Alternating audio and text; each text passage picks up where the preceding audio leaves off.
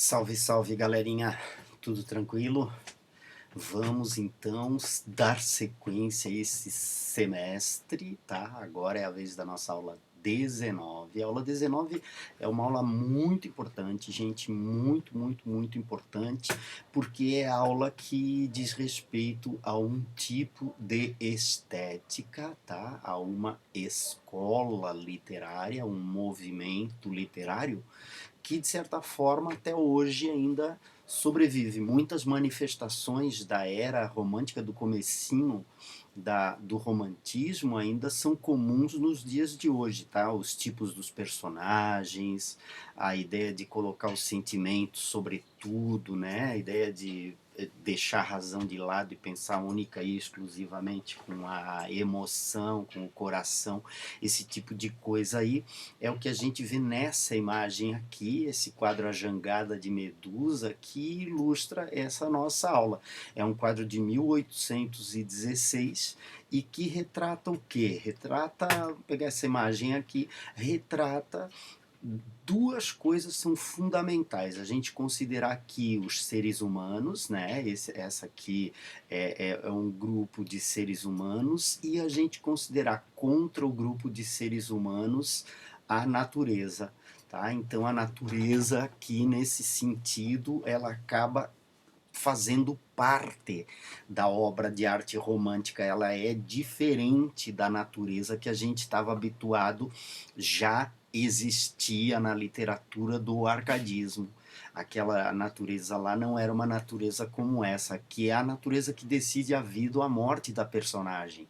Tá? E a ideia desse quadro aqui é a ideia dos caras muito próximos, né, da insanidade. Imagina tu numa condição como essa daqui, que esse aqui é um fato, né, verídico e tal, e o pintor faz o quadro já nesse sentido. Então é importante a gente perceber que o romantismo, ele é um movimento que lida com fortes emoções, tá? Aqui a gente não consegue perceber, mas eles estão acenando para o que é um barquinho ao longe, ó.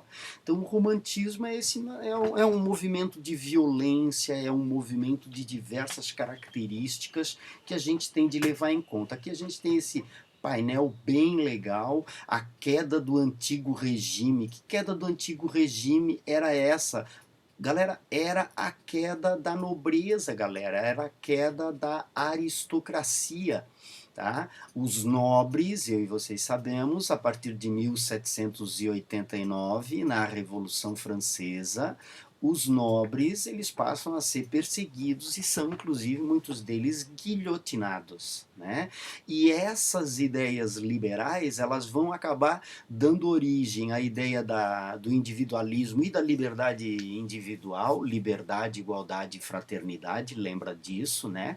A divisa dos revolucionários franceses, vai dar origem a governos constitucionais, né? Ou seja, a valorização do voto, valorização da democracia, e é marcada pelo liberalismo econômico. Ora, no valor estético, o romântico vai se apropriar dessa ideia da individualidade aqui, que dá origem do cara que tem o seu valor no seu voto. E os personagens vão viver momentos muito fortes de sentimentalismo e mesmo de egocentrismo aos caras muito individualistas, tá? Um individualismo exagerado, exacerbado. Nota que esse individualismo ele acaba passando para a nação.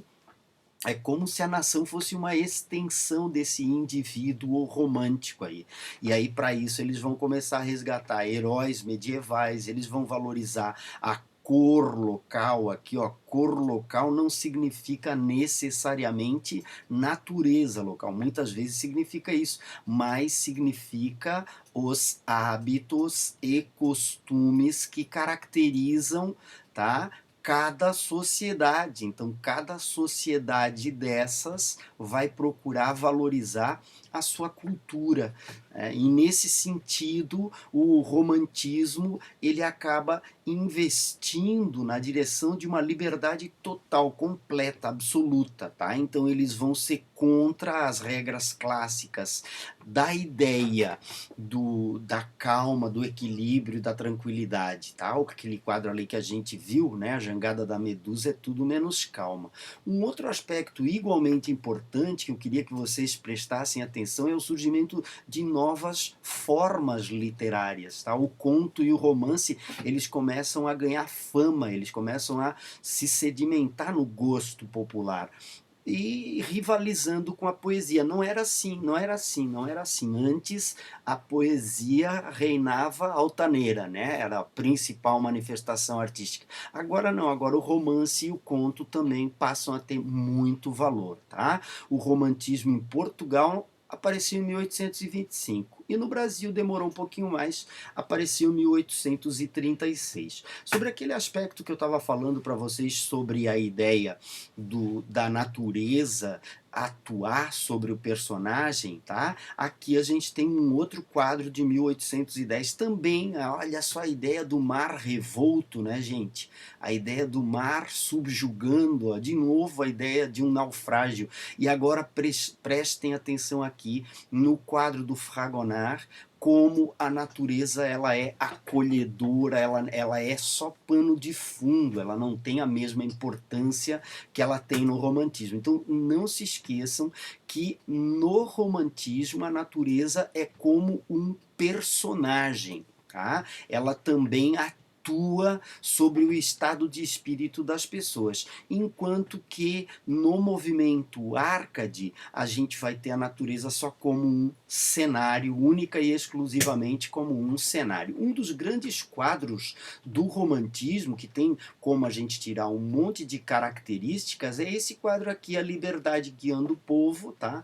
Que a gente já conhece, que eu queria chamar a atenção de vocês, sobretudo pela riqueza de significados do quadro, né?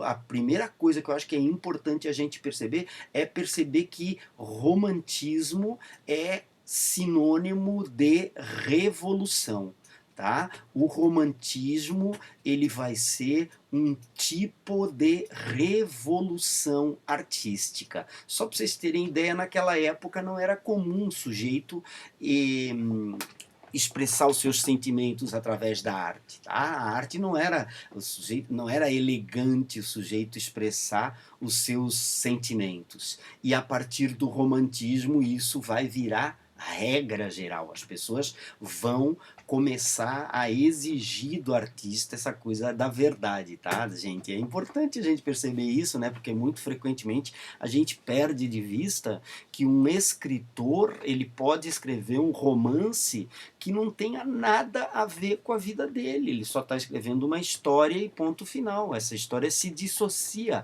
da vida dele. Mas no romantismo não era assim. Quando a gente fizesse uma poesia, todo mundo acreditava que a gente estava verdadeiramente sentindo aquele sentimento que a gente teria feito numa poesia, tá? Então, das características para a gente assinalar aí, a liberdade tem a ver com a classe burguesa que sobe ao poder.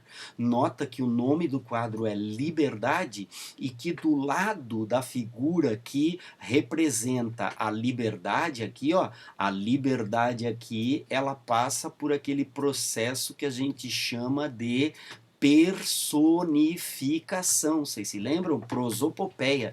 Liberdade que é um valor abstrato e aparece representada por uma deusa grega da antiguidade. E aí é importante a gente perceber que do lado dessa deusa grega da liberdade aí, a gente tem a figura da alta burguesia lado a lado com o povo, justamente para garantir os direitos, né, econômicos, que a burguesia não é trouxa, né, e os direitos da liberdade individual também. Então os artistas passam a ser livres para motivar ou para expressar quaisquer que sejam seus sentimentos. E isso muitas vezes descamba para aquele exagero lá para o sujeito que é egocêntrico demais, aquele sujeito que olha para o mundo e olha para a vida de certa forma, tá? tão violentamente que muito frequentemente ele olha e vê o mundo violento, outras vezes ele olha e vê o mundo como apaziguado. Ah, por quê? Porque ele olha para a natureza e a natureza acaba interagindo com ele, passando para ele esses estados de alma. Além dessas características, tá? Uma obra como essa a gente não pode perder de vista, ela também tem o aspecto da dimensão histórica.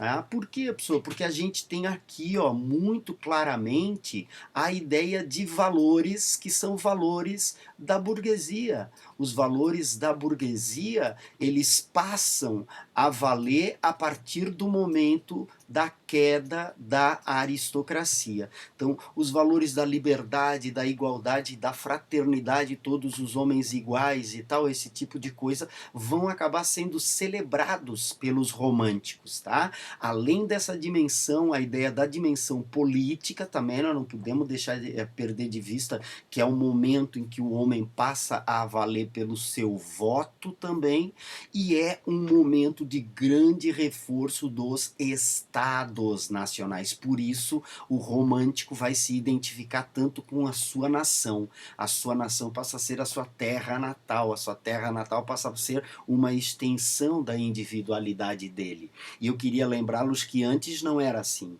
Antes as pessoas, na verdade, elas viviam em uma região e o rei daquela região é que era a representação soberana daquela região.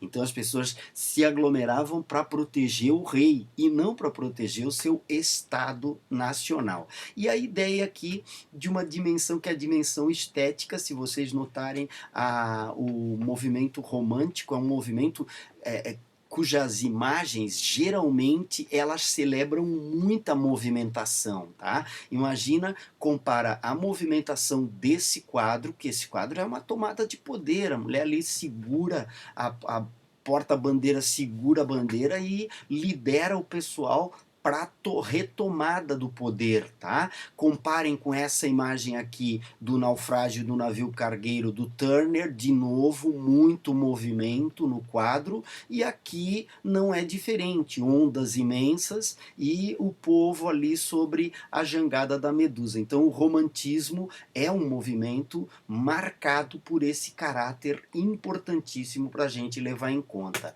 A gente também não pode perder de vista o surgimento de novos gêneros literários. E nesse contexto, esse aqui é o gênero que se consagrou a partir do movimento romântico, tá? É um gênero que a gente chama de romance. Gente, não tem nada a ver com amor. Pode ser história de amor, mas pode ser história como Harry Potter, por exemplo. Harry Potter é um romance. O Senhor dos Anéis, por exemplo. Senhor dos Anéis é um romance. E não tem, a história de amor não é o foco principal, nem de Harry Potter, nem do Senhor dos Anéis.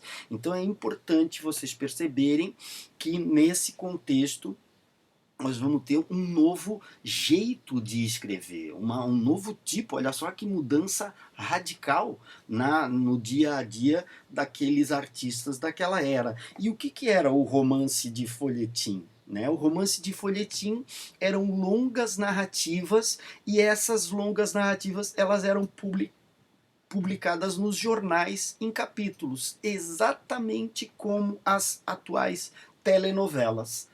Então o sujeito pegava e escrevia um romance lá sobre a história de amor de um homem branco e de uma indígena, Iracema. Fazia o maior sucesso. Tá? Fazia o maior sucesso. O sujeito ia lá e escrevia um romance contando a história de uma moça que era prostituta e que abandonava a vida na prostituição porque um sujeito muito rico tinha se apaixonado por ela e queria se casar com ela. Foi aí outro romance de folhetim. Então é importante a gente perceber que começa uma nova forma de contar a história, para vocês verem como é radical essa revolução trazida pelo movimento romântico, como ela tem muitas novidades. Além do romance de folhetim, tá? Do folhetim romântico, das longas narrativas, é interessante também a gente perceber que começa a aparecer um monte de revistas literárias nessa época. E essas revistas literárias frequentemente elas publicam contos, que são narrativas curtas, tá? Então a gente tem a narrativa longa em prosa é o romance e as narrativas curtas em prosa são os contos, tá? Então gente como Nerval, esse escritor aqui, ó, um escritor francês, gente como Álvares de Azevedo, o brasileiro, vão escrever muitos contos, sobretudo pela facilidade de distribuição, pela facilidade de publicação. Aí quando os contos faziam sucesso, geralmente eles podiam ser reunidos num livro, né, ser reunidos numa obra posteriormente. Mas é importante a gente perceber que isso tudo, gente, acompanha a publicação de jornais e a publicação de revistas. Ou seja, como é que a gente conseguia comprar jornal e revista naquela época? A gente conseguia comprar jornal e revista através da grana. Ora, então agora arte passa a ser dinheiro, logo arte passa a ser grana, logo a arte também entra para o sistema da burguesia. Ah, enquanto que antes era um mecenas que pagava e tal e sustentava os artistas, agora eles precisam do quê? Eles precisam de um grande público leitor, tá? E esse público leitor ele cresce em todos os quadrantes, tá? De norte a sul, na Europa, nos Estados Unidos e até mesmo no Brasil.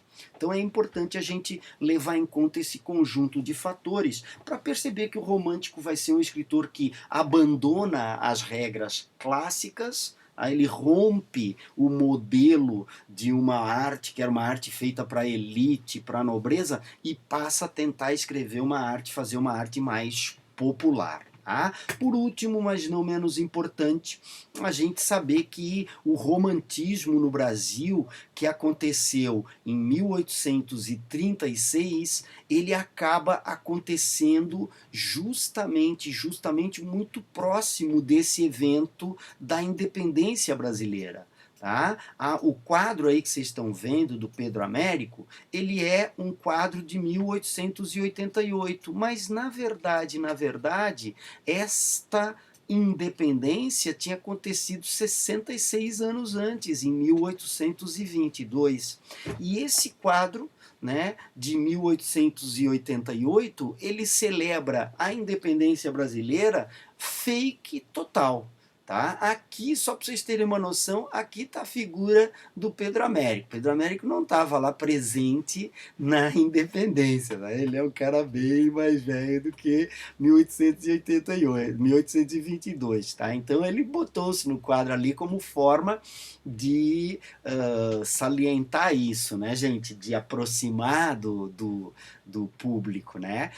Eu estou fazendo um quadro aqui que é um quadro histórico, eu quero entrar também. Um outro detalhe igualmente importante para vocês saberem é que, diferentemente do que aparece aqui no quadro, esse aqui é um representante do povo brasileiro, não existia povo brasileiro quando o glorioso Dom Pedro emitiu seu grito lá, independência ou morte. Um outro detalhe igualmente importante aqui, vocês estão vendo Dom Pedro todo bonitão, em cima de um cavalão, alazão ali, né? Na verdade ele estava trepado sobre uma mula, se não me falha a memória. Tá? Então, basicamente, a idealização do romantismo aparece nesse quadro do Pedro Américo, celebrando a ideia da independência brasileira, tá? Que é muito marcada pelo momento romântico. O romantismo vai utilizar muito frequentemente como referência essa independência. Em Portugal, gente, não é à toa que o Almeida Garrett ele publica uma obra chamada Camões, ó, ele resgata o poeta lá de 1500 de Portugal, e esse resgate ele significa a valorização da história daquela entidade, porque o Camões era considerado um mito, né? Então eles resgatam desse mito mito histórico do Camões, tá? Como uma certidão de identidade, né? Quase como um registro cultural. Lembra que eu falei para vocês de cultura? Então Portugal, de certa forma, vai construir o seu nacionalismo sobre a ideia do Camões. E já no Brasil, o Brasil a gente tem o primeiro livro romântico publicado pelo poeta Gonçalves de Magalhães, tá? Que era um grande amigo do Dom Pedro II, em 1836. E para nós é importante a gente perceber que também surge a primeira revista literária brasileira, essa revista aqui chamada Niterói, Revista Brasiliense, que foi impressa lá na França e tal, em Paris, mas para nós o mais importante e o mais fundamental é que começam a se manifestar, além dessas características de uma revista brasileira, também a formação de um público, opa, errei aqui, tá? A formação de um público leitor muito importante para a gente levar em conta, porque no Brasil anterior, tá? No Brasil anterior a gente não tinha um público cativo da literatura. A literatura era para poucos, mas a partir do momento que começa a ser publicado em jornais, o romantismo ele vai se disseminar pela cultura e pela população brasileira, tá? Para nós é importante também a gente perceber que o grosso do romantismo brasileiro, gente, ele não acontece ali na época do Dom Pedro I, não, tá? É a arte do Império do Pedro II. Pedro II viveu na amplitude essas manifestações românticas. Para vocês terem uma noção, ele era um intelectual, Dom Pedro II,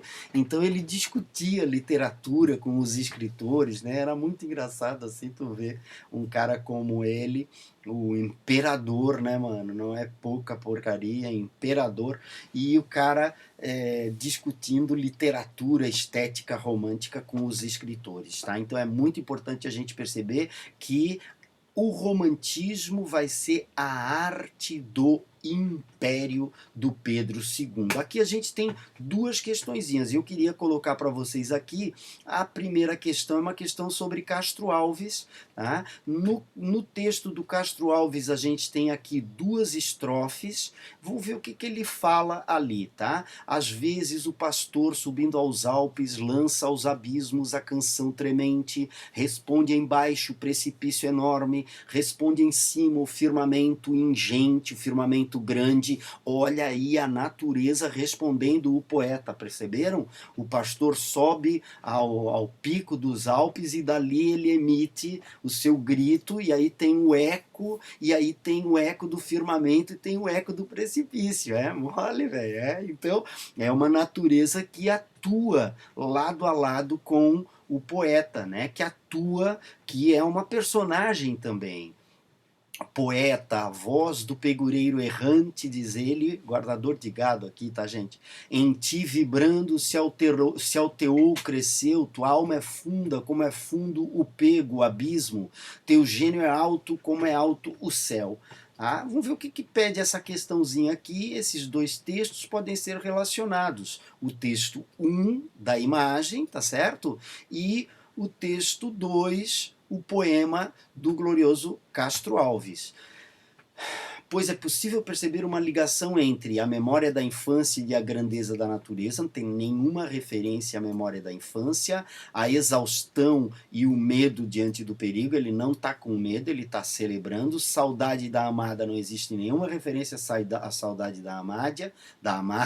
A paisagem grandiosa e o ímpeto lírico do poeta é essa daqui, a alternativa correta, tá? Vamos dar uma olhadinha na outra questão, texto para a questão 2.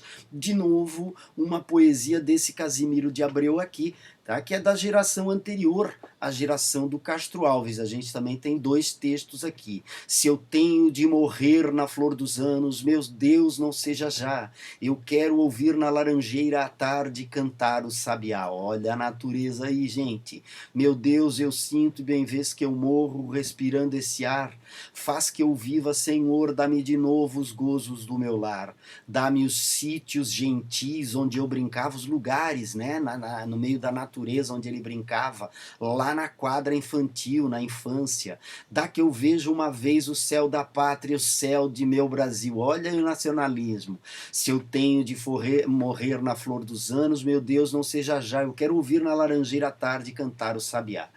Aí aqui um comentário do Marçal de Moisés, um grande crítico brasileiro. A ideologia romântica argamassada ao longo do século XVIII e primeira metade do século XIX introduziu-se no Brasil em 1836. Durante 4 decênios imperaram o eu, a anarquia, o liberalismo, o sentimentalismo, o nacionalismo através da poesia, do romance, do teatro e do jornalismo, que fazia sua aparição nessa época. Lembra todas as características de que a gente falou aí para vocês faz pouco. De acordo com as considerações de Marçal de Moisés no texto 1, o texto 2 centra-se no imperativo do eu, reforçando a ideia de que estar longe do Brasil é uma forma de estar bem, já que o país sufoca. Nada disso. No nacionalismo, reforçado pela distância da pátria e pelo saudosismo em relação à paisagem agradável onde o eu lírico vivera a infância. É essa daqui. Tá bom, meus queridos? Um beijo grande para vocês, obrigado pela atenção e vamos que vamos para esse segundo semestre aí, né, meus guerreiros? Tá bom, boa semana para vocês, tá, gente? Tchau, tchau, até mais.